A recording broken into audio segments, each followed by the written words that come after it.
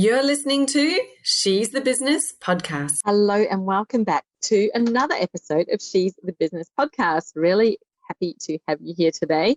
And we're talking all about how to talk about your offer without feeling salesy. Now, this is something I see so often talked about in online groups, in the business circles that I'm in. People are scared and worried about coming across as salesy. And so what that means is we kind of get stuck and in a place of indecision, inaction, paralysis about putting out content that talks about our offer because we don't want to come across as salesy. So let's unpack this. I'm going to talk a bit about what salesy really is and then share with you some of the ways that you can now implement that will help you to feel authentic, feel good, and be able to get your offer out there in a way that's completely unsalesy altogether. Hi, I'm your host, Jessica Osborne, and in my 23 years of business and marketing, I've built many brands to become multi-billion-dollar companies. And just in the last 10 years, I've built 2 online businesses of my own from my dining room table with 2 little babies running around at my feet. I've made it my mission to inspire you to get out of your own way and become the successful business owner who's living the lifestyle you really desire without all the hustle. This is She's the Business podcast, made by women for women. This is your weekly dose of motivation and inspiration. Now, if you're a coach, a consultant, or a service-based business owner, and you're really tired of being told to do this or that, implementing someone else's method, all of the steps, and then still finding that it's really, really hard to attract the right clients. You're not hitting your profit goals, you're miles away from it, and it's all just feeling super time consuming and hard work. And maybe you just don't even like what they've told you to do. Like maybe they've said, go and cold DM people who you find on Instagram, and you are just not in the energetic space of the cold DM. Well, guess what? This just means that instead of following someone's method, which has worked for them, it's actually about defining your core strategy that underpins these methods that you might use and actually makes any method you choose successful. So you can choose the ones that you like the best. Imagine that. You don't have to do those cold DMs at all. In fact, I highly recommend not doing it. You can choose whatever works for you, and also knowing how to choose the right thing so that you've got a flow with no gaps, with no breaks in the journey where people are just dropping through that hole and never making it through to the end.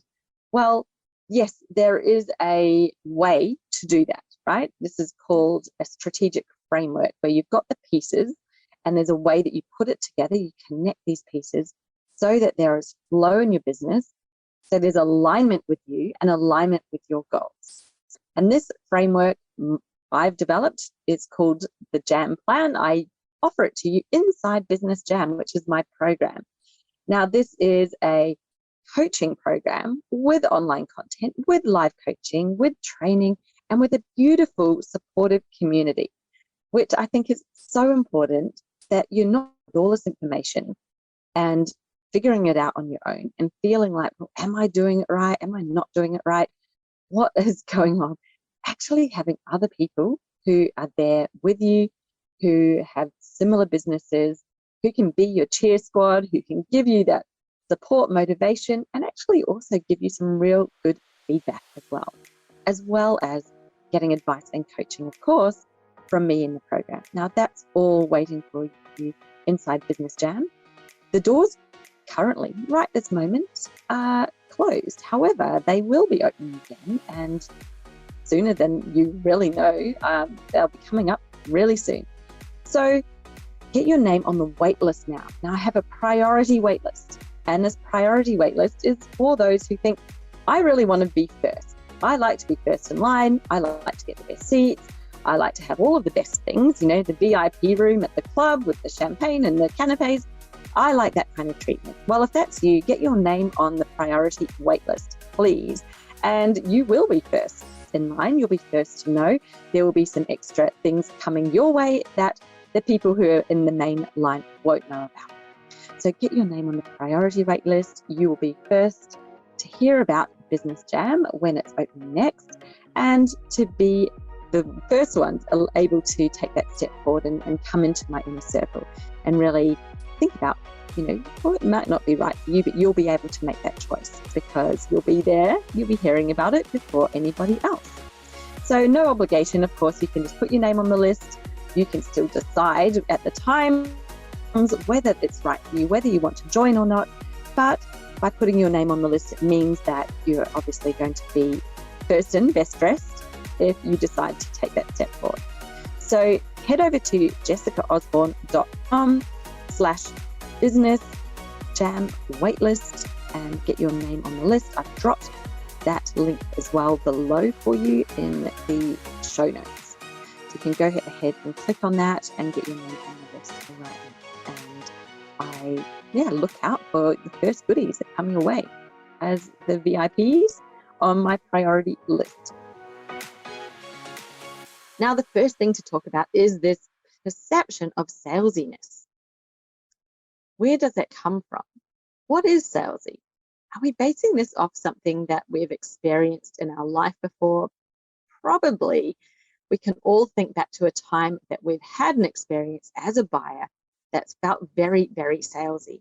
It may have been in a department store. You think of the classic cliches, buying a TV or buying some piece of technology, and you get that sales agent that just won't let go. They really want to sell to you. Of course, there's the car salesman. If you've ever bought a car and you've come across the classic car yard salesman, then likely they've tried to sell you as well.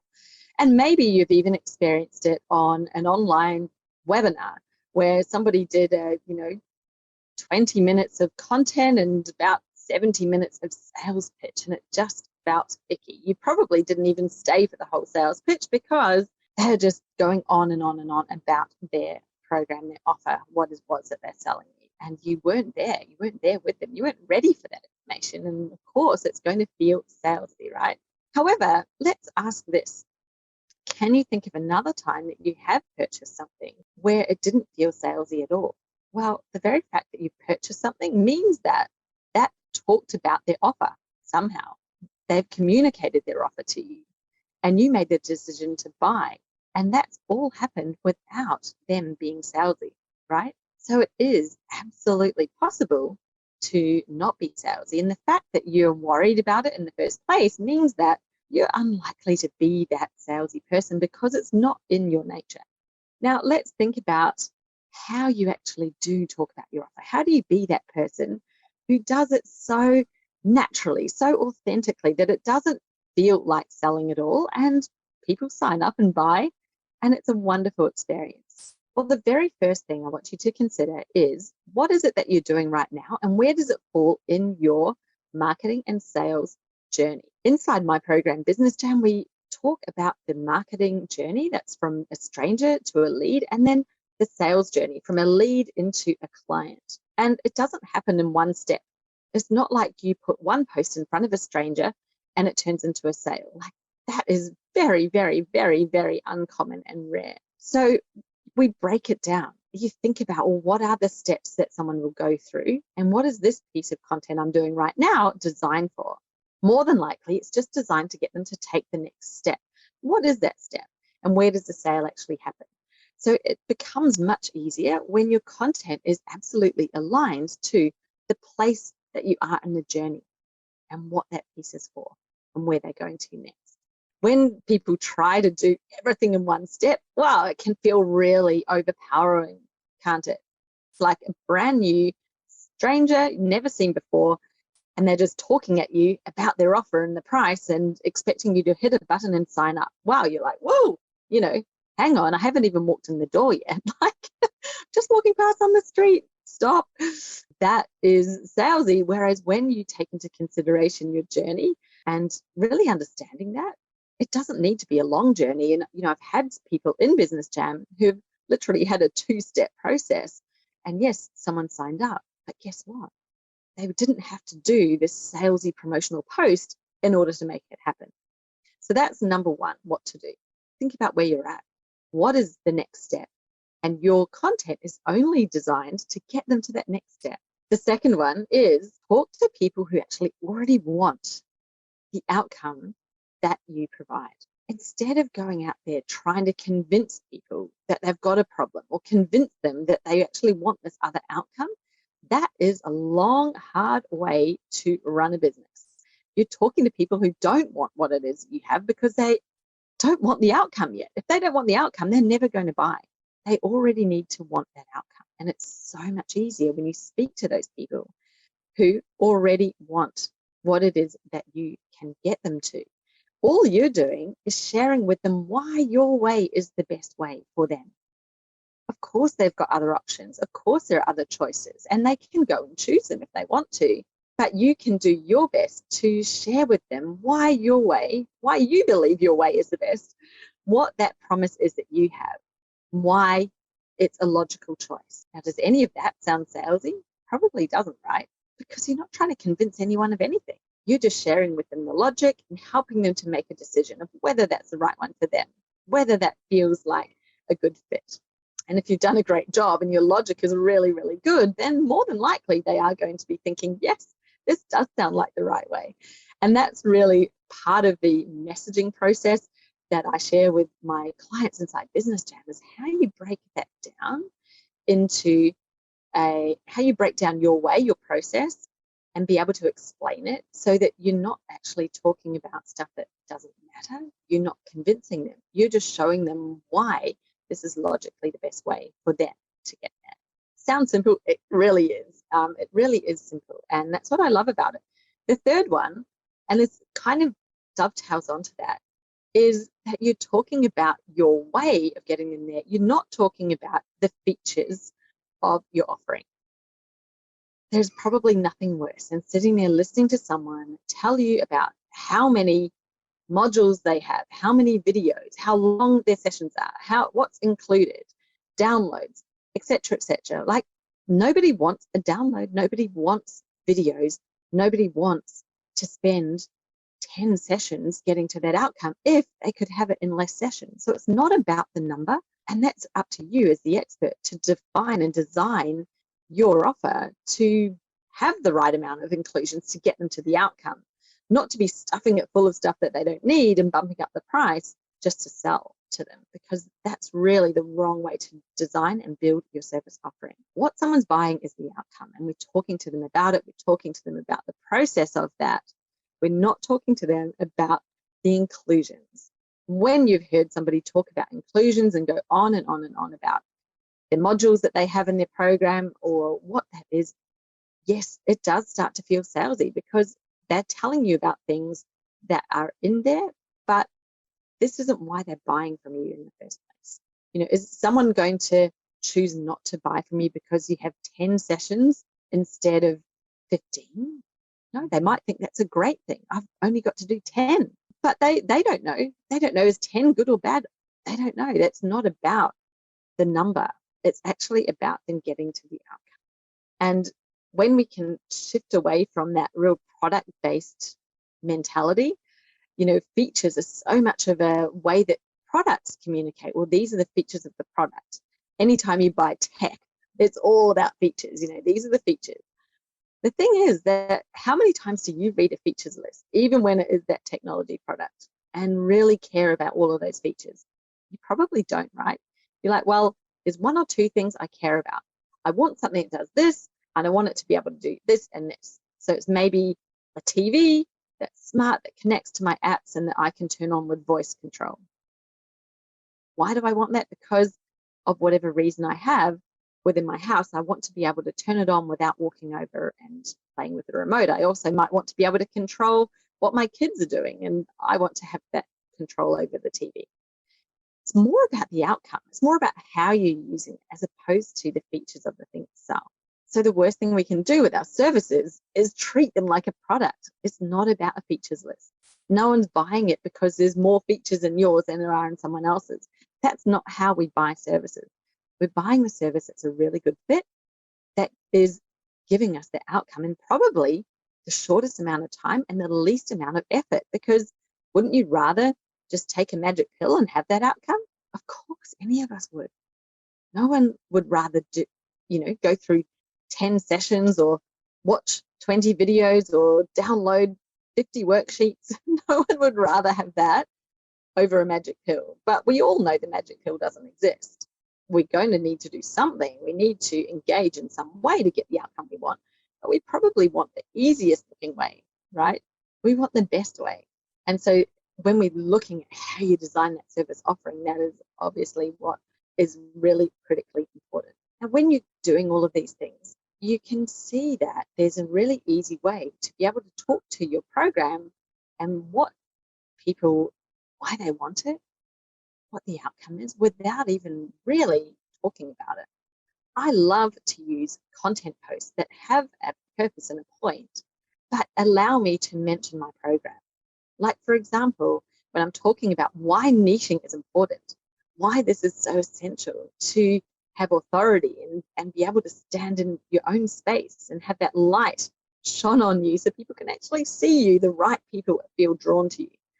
Well, when I'm talking about that, I'm telling them what's needed is this three-dimensional niche, a niche that you're creating for yourself as opposed to using someone else's.